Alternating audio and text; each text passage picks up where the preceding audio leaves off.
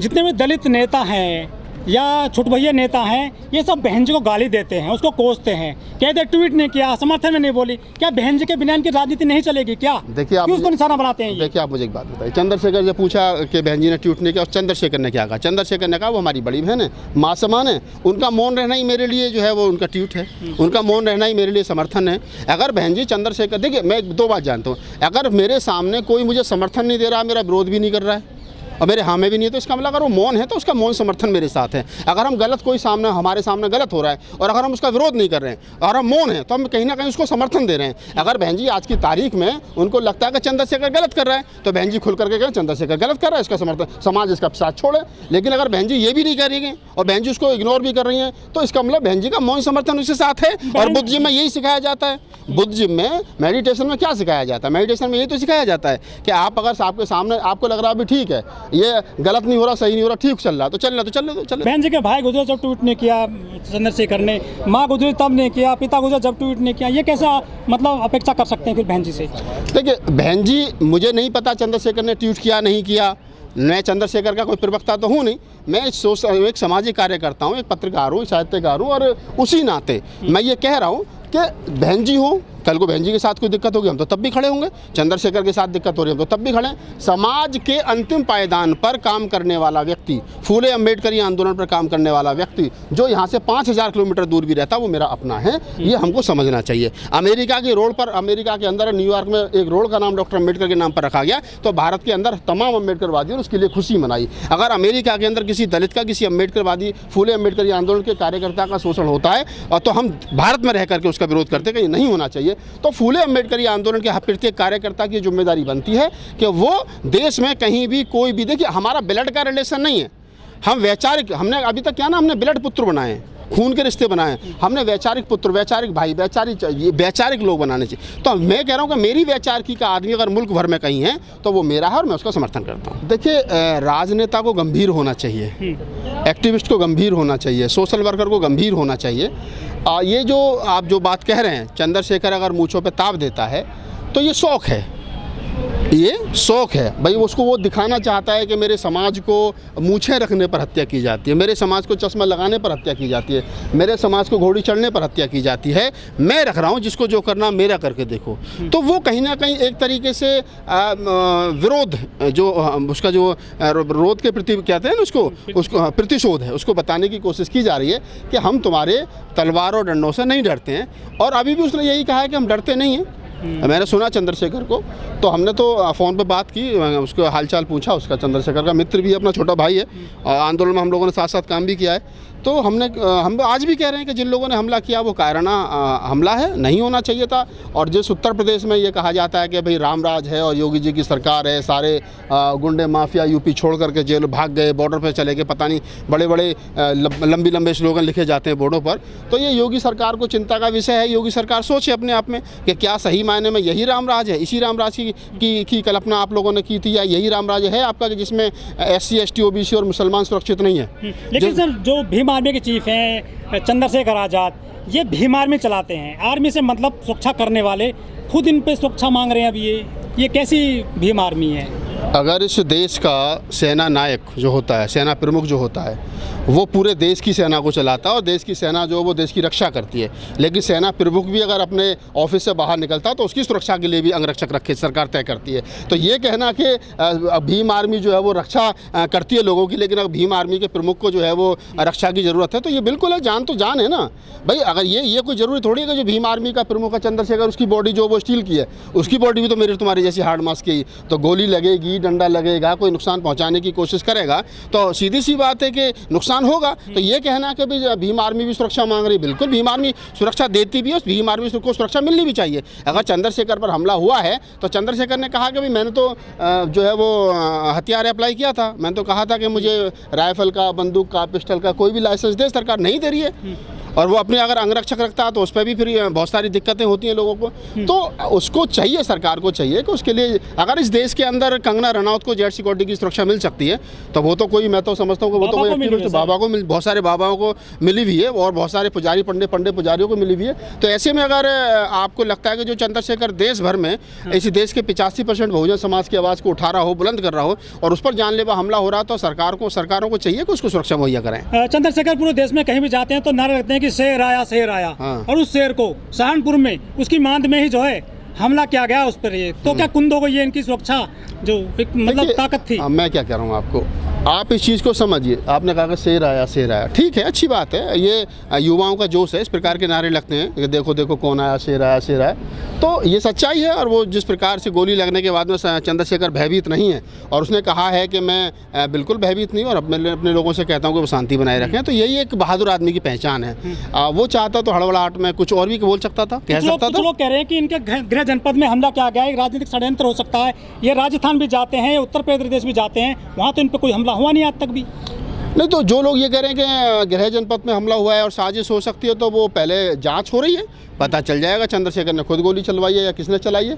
और अगर चंद्रशेखर ने खुद गोली चलवाई तो ऐसा कौन सा शूटर है, उससे तो हम भी मिलना चाहेंगे कि जो ऐसा एक्सपर्ट हो गया, बिल्कुल मतलब 1 इंच इधर ना उधर, बिल्कुल छू के ही निकल जाए और बाहर से गोली मारे, गोली जो है गाड़ी का खिड़की भी तोड़े और उसके बाद अंदर छू के भी निकल जाए। तो ये तो बड़ा कमाल का यार शूटर है। इतना ट्रेनिंग कहाँ से ली उस शूटर को, तो भारत रत्न मिलना चाहिए।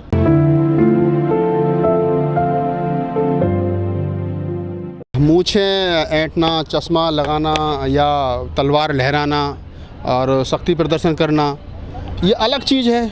और उसके ऊपर हमला करना, कोई आकर के पीछे से गोली चला दे, तो ये अलग चीज़ है। जो आदमी मूछें रख रहा है, जो आदमी चश्मा लगा रहा है, जो आदमी एक तरीके से अपने आप को बताने की कोशिश कर रहा है कि मैं बहादुर हूँ, तो वो उसको दिखा रहा है ना। लेकिन जो कायराना तरीके से पीछे से आकर के गोली चला रहे हैं और पता ही नहीं सामने वाले को, तो वो कायराना हरकत है। तो ये कहना कि मूछें ऐंठना या तलवार लहराना और उस पर फिर चंद्रशेखर पे गोली चलता, गोली एक अलग विषय है। और